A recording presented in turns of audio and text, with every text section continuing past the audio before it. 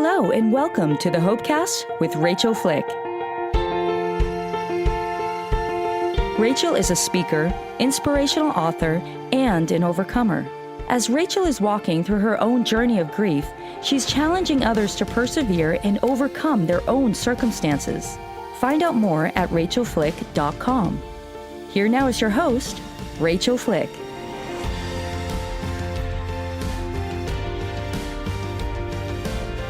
Hi friends, thank you so much again for coming and joining me here on the Hopecast with Rachael Flick. I'm Rachael Flick and I'm going to do part 2 of my interview with blogger, author, mom, and mentor of amazingness, Kirsten D. And I will say that if you did not catch part 1 of this interview, you have to go back because Kirsten and her husband Dave's story and their testimony is so powerful and impactful. You don't want to miss it. And if the Hopecast is blessing you and bringing value to your life, will you do me a favor and subscribe, rate, and review on your favorite hosting platform? That would be so incredible. And it allows the content on the Hopecast to get out to more people so it can help them. Welcome back, Kirsten. Thank you so much for being here today. Thanks, Rachael. It's great to be here. You are amazing. Oh my goodness. I just loved our time last week when we got to talk about your experience and just what you allowed God to do with your story. I recognize this in myself as a widow that I have the opportunity to take that pain and I can harden my heart and I can become angry with God. And it's okay to be angry with God. He can take it, you guys. He really can. Kirsten described what that looked like to seek God, that it looked like her running to her daddy and crashing into his knees and telling him all the things that she was mad about. And so it is okay to be angry with God in your pain. That is a healthier response than shutting down and avoiding him. Or you can take the other route and you can become humble and soft and allow him to transform you. And Kirsten and Dave are a beautiful example of how they have allowed the Lord into their story. Yes. The first part of what we talked about last time, with the S.T.A.B.L.E. is the first one is seek God. And then the second one is tell the truth. And that's one of the harder ones, is to tell the truth. Ownership. Taking, and then that's A, then is accept accountability. Sorry. No, you're fine. They lead into each other. They do. Because, you have to tell the truth first to yourself and about yourself. You do that before you can talk to someone else and start speaking truth to them. Because if we aren't true here, if we aren't true within ourselves, we can't be truthful with other people. And then A is accept accountability. Now, most people, Rachael, would define accountability how? I would say that you take ownership and responsibility for your behavior and you give permission to someone else to allow you or to allow them into your story where they can ask you. And it's not a secret. It's no longer hidden because things have power over us in secret. And so it's bringing in light and revelation into spaces where you're struggling. Right. Exactly. And that goes back to the T of telling the truth. But accountability, we have this misnomer in society today that somebody can hold you accountable. That's not true. Okay. Because the only person you can hold accountable is yourself. You have to enable them. You have to give them permission. You have to give them permission. Yes. But even when you give them permission to speak truth into your life, we're going back to the T, they can't hold you accountable because you still have to make the decision to do what you said you were going to do. So the only person that can hold you accountable is you. So you have to accept, you have to own That's some your serious actions. Ownership right there. That's that some victim, serious, yep. You have got to break up with that internal victim. That internal victim. Are you going to live as a victim or are you going to live as a victor? Absolutely. A victim focuses on blame, excuses, and denial. And a victor takes ownership, accountability, and responsibility. Whew, that was a mic drop right there. Can you say that one more time? Sure. A victim focuses on blame, excuses, and denial. And a victor focuses on ownership, accountability, and responsibility. That is so good. So if you think about a victim, and this is what my coach taught me, if you think about being a victim, you lay in bed, and you're focusing on blame, excuses, and denial. A victor is not in bed. they've grabbed their oar and they're going for ownership, accountability, and responsibility. They're taking action. Did you guys catch that other acronym? Their oar, ownership, accountability, responsibility. Yeah. That was fabulous. That makes me so happy. So an exercise that I do with my coaching clients is a 3-part exercise dealing with accountability. And it is whenever a situation comes at you. Now, we've been talking about when there's been wounds in a marriage, emotional, emotional wounds, those kinds of things. We are not talking about abuse. I want to be very clear here. Abuse is a whole different topic. Yes. When there's abuse going on in a marriage, that's a completely different thing. But when you're talking about the wounds that most of us deal with in our marriage, because we're human people, there are 3 parts to this exercise. Is I tell people, grab a piece of paper, open a blank document on your computer or digital device, whatever, and put 3 columns on it. Okay. The first column is control. What do I have control of?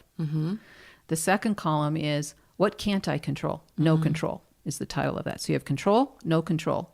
What can I not control in this, whatever this thing is that's going on? And the third column is let go. Okay. So you have control, no control, and let go. Now, if you are being honest, if we're going back to T, if you're telling the truth, that control column, pretty small. Yourself. Yourself. Your choices, your responses. Right. Pretty much every time. Every time. No control. There's going to be more in that column, whatever the situation is, And then in let go are... You don't have control over it. You cannot impact it anyway. And holding on to whatever that is just going to create more problems. You literally have to mentally and emotionally let it go. And sometimes it might even be physical. Okay. Do you have an example of that? Yes. When I'm with a group of women, when you're with a group of women, it's very easy for us women to... We start talking about our husbands and, oh, my husband did this the other day, And if you've got a woman there who, and I've been that woman, where I think, well, you don't know, about what my husband has done. And I look at you and I think, but you have such a good relationship with your husband. He's such a sweet guy. He comes across, all of this stuff. And we start comparing ourselves to the other women.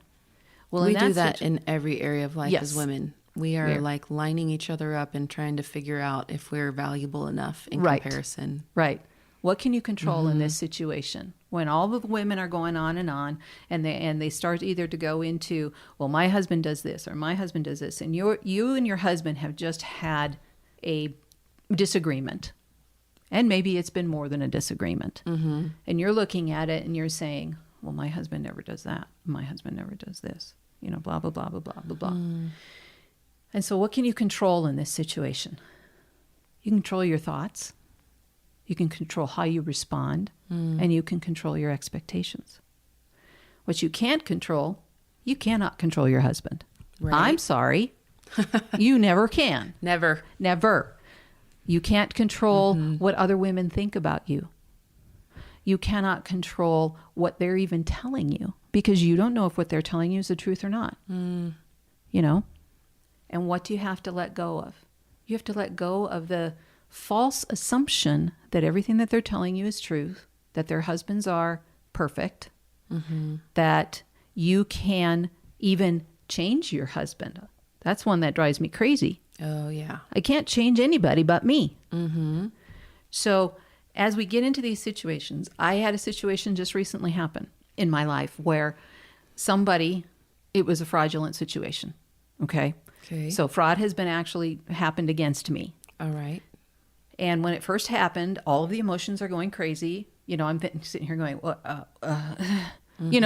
now what do I do? And You're in I the don't know. spin cycle. I'm in the spin cycle, and I had to stick that stick in there to stop the cycle.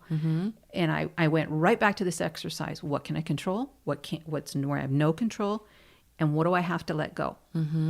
Okay. Control. So when you're having these women having a conversation that can get kind of ugly, catty, husband bashing. Yes. What are they releasing? The control of their husband's behavior? They're they're releasing control of the husband's behavior. And when they go through this exercise, what do they get to control? They can control themselves. They can control how they respond. But they can't control their husband's behavior. They can't control the other women. They can remove themselves from the situation with those women.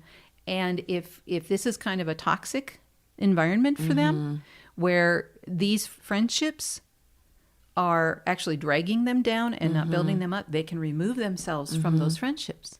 And sometimes, that's where I said, sometimes it's actually physical. You have to remove. Yeah. In that situation, what they can control is they can stop the cycle of the conversation by simply changing it. Simply changing it. Such as, everybody's bashing and, hey, what's the best movie you've seen recently? Just boom. Full redirect. Just complete redirect. Full redirect. Yep. If it doesn't redirect, then sometimes, and I've done this, I've had to walk away. I've had to say, it's been great to see you all, but I'm going to leave now. Because you don't need the toxic input. So that's part of accepting responsibility. Owning your own accountability. Yes. And that control, let go, no control, let go, helps us sometimes if we're finding ourselves fall into that victim cycle. It stops the spin. And it makes me take a step back and say, and then I have freedom to walk away, to move away, to not go down that path. Absolutely. That's going to put me back into victim mindset. Okay. So seek God, tell the truth, accountability. Right. B. Build healthy boundaries. All right. A lot of times when we discover that there's a break in the relationship, there's this problem, is because we don't know what healthy boundaries look like. Now, here's how I'm going to define it based on learning some of this from Dr. Cloud and Townsend. They're pretty great. They're pretty great. Yeah, if you guys haven't read Boundaries by Dr. Henry Cloud and John Townsend, you need to do it. Yep. It's a key, it's an anchor book for me. And that is, think of boundaries as you're standing on your property, and where does your property, physical property, end and your neighbor's begin? That's a boundary right there. And so personally, when I think about establishing a healthy boundaries are not punitive. They are always... It's not a way to punish the other person. It's not punishment. Because it's protection for yourself. Right. It's always self-focused.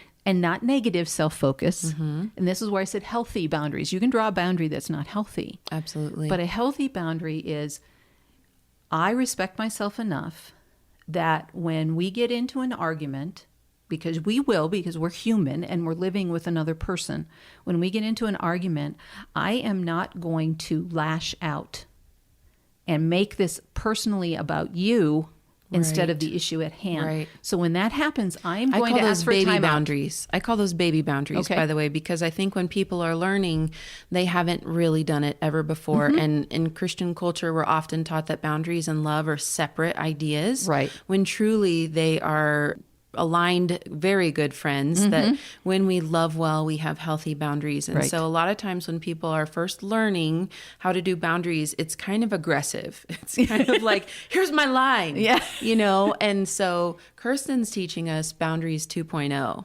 Yeah. And I equate a healthy boundary as a split rail fence. Okay. For me, if somebody says draw a line in the sand, I look at that and go, so what? I can jump over that and the water's going to come and erase it. Okay. So that's not a boundary. All right. To me, that's a don't you do this type thing. Kind of like a warning, like, Yeah. time to turn the TV off, like Yeah. with your kid when you have no intent of following through. Right. Exactly. So it's meaningless to me. Then you have the split rail fence, which we'll come back to. But then you have the concrete wall. Okay. It's up 6 feet tall.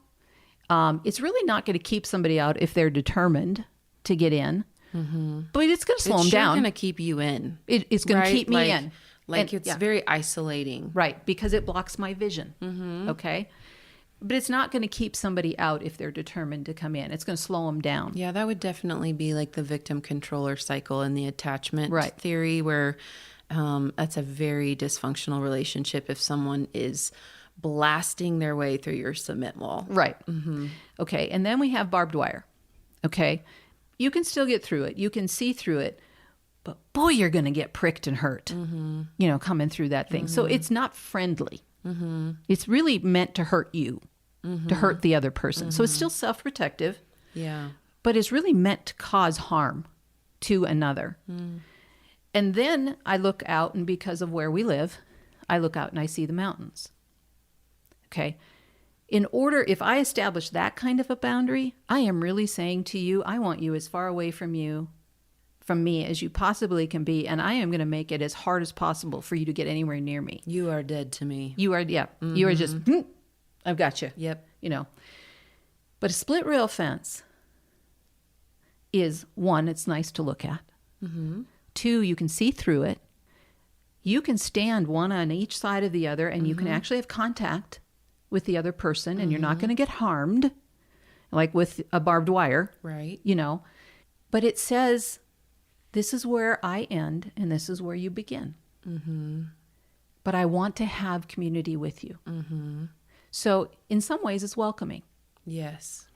So those are kind of the five little boundary images that I have in my head. And when we begin to build healthy boundaries with another person, whether it is your spouse, whether it is your sister, whether it is a family member, a friend, whatever, we need to think about what are we doing that is welcoming, but also says, this is where I end. Could you give the listeners an example of a split rail fence type of boundary, which is attractive and kind and acknowledges the other person, but still is protective of yourself? Yes. When a lot of times we speak very harshly to people we feel close to because we feel safe with them. But a healthy boundary, a healthy split rail is, I am going to treat you always with respect. Even when I'm angry, I'm going to use words that are I-focused, like I feel this way instead of you did. I feel this way, and I am going to commit to you to be honest that if I can't have this conversation with you right at this moment, that I'm going to ask for a timeout. I used to call them mommy timeouts when my kids were little because I was at a point with my children where I could not deal with the situation at hand in a healthy manner. Okay. And so I would tell my kids, mommy has to go in a timeout. So that, I equate that even on the adult level of maybe I need the timeout, not you, I need it. So that I can get my emotionals. I take timeouts to save my children from me all the time. But we have to do that in our adult relationships too. It's not, and you're not accusing the other person. It's me. I am going to take a step back. Because you took accountability for what you needed, right, and stepped out of that victim mindset. And so you are owning your needs, which is such a grown-up life skill. Yes. So yes, mommy timeouts, us timeouts, healthy boundaries, those are important for the relationships that we want. We talked a little bit about cutoffs and kind of conflict resolution with my producer, Mike, a couple episodes back. And we kind of talked about the levels of boundaries with people and what might be possible and what might not be possible in a relationship. And so the thing is if you begin to practice boundaries earlier in the relationship, you have a far higher likelihood of greater intimacy and saving the need to put up anything higher or more intense or brick walls or, that you're so hurt that you want to put up the barbed wire in your life. So if you do it early and well, your relationship has a far greater chance of survival than allowing them to trample all over your lawn until you're ready to move them the other side of the mountain. Yes. And boundaries are something we continually learn. And we continually improve. Yeah. So this is not something that it's a one and done.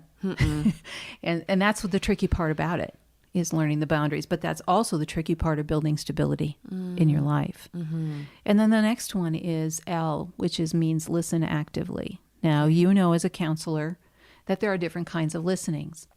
Often when we're in a conversation with another person, we're thinking about how we're going to rebut or answer or top their story or something else. Yes. Active listening if you're doing it well, takes your entire body. It does. You know, you are looking at them in their eyes. I mean, I think when my children were little and I was teaching them how to stop and listen, what did I ask them to do? Look me in my eyes. Well, as adults, I don't know that we have ever learned that lesson really well. I know there are times when I know I'm not actively listening because I'm not looking you in the eye. But I'm actively listening. I am turning off all judgment. I'm not huge. preconceiving what you're going to say to me or what you think. Here's one way in relationships that you've been in for a long time, you can know if you're not actively listening if you continually interrupt the other person and try to finish their sentences. I'm so guilty so of it. Attacked right now, Kirsten. Sorry, but I'm guilty of it. I do it to my kids all the time. I anticipate what they're going to say and try to answer them ahead of time. And they're like, Mom, you didn't even listen to me. And I'm like, I didn't. You're right. Yes. And when we do that, Rachael, we're not showing respect. And I'm guilty of this. I mean, I'm only telling you stuff that I'm learning and I'm struggling and I fight to learn. But active listening takes everything. It means suspending judgment. It means I'm so interested in you and what you're telling me that I am going to stop everything else. And in today's world, with all of our distractions, that is so hard to do. It's huge. I mean, in your phone, right? Yeah. Just put down your phone. Like that is, Yes. oh man, it's everywhere. It's everywhere. I was listening to Craig Groeschel's leadership podcast, and he said the average person touches their phone over 2,000 times a day. And an active person is over 5,000. I know. It's just crazy. Blew my mind. I was like, oh, that's gross. Oh, But do you know that's why we gross. do that? I got it. Because it gives us dopamine. Yes, It gives us little instant hits. gratification. Yeah, absolutely. And we are addicted to that. Yes, it's very affirming in the pathways in the brain. So if your spouse is frustrated that you're listening or not listening well and you're on your phone, that is step number one. You know, you can't give somebody eye contact when you're looking at your phone. Yep. So, okay, seek God, tell the truth, accountability, building healthy boundaries, actively listening, and E, Emotional intelligence. okay. And I know huge. this That's is a huge. buzzword today. But when I was recovering from the suicidal depression, what I realized was I had gone through a traumatic experience as a child and I was emotionally stuck there. So I would get into these situations that were difficult, whether it was on the job, whether it was with my children, whether it was a disagreement with my friends or with my spouse or whatever. And as I was beginning to recover, I realized I was responding as that child because emotionally I didn't know how to do it. Well, if you think growing up in the normal process is tough, I mean, I remember my teenage years. I didn't want to go back through them again. Right. Here I was in my mid-40s, and I had to go from this child to a mid-40 woman in a span of months emotionally.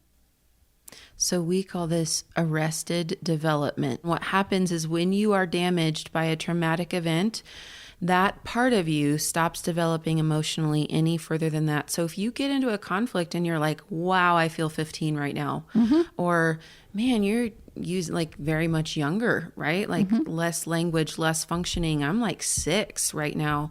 That's something to take to a trusted mentor, friend, or counselor and say, why am I bringing a 6-year-old part of myself to a conflict right now? Yeah. So developing this emotional intelligence is very key in being able to heal broken relationships. If you're dealing with someone who does have good emotional intelligence, their emotional intelligence has developed in a normal manner, and there's a conflict with a person who doesn't, who has been in that arrested development, I mean, it's really hard to come to a realistic resolution of that issue. Well, you're not arguing with a peer in that place, and you're arguing with a traumatized 12-year-old, Right. a traumatized 15-year-old. You're not, you know what I mean? Like Yeah. whoever they're bringing that has that pain point where they didn't grow past that, Yep. that's not logical. You know, I love our mutual friend Christy always would tell me feelings don't have brains. That's right. They come to us by a reasonable manner, like something happened to us that we interpreted in a certain way, but it doesn't mean that it's logical, right, or true. Right. And so you're not operating with somebody who's meeting you at an even playing field.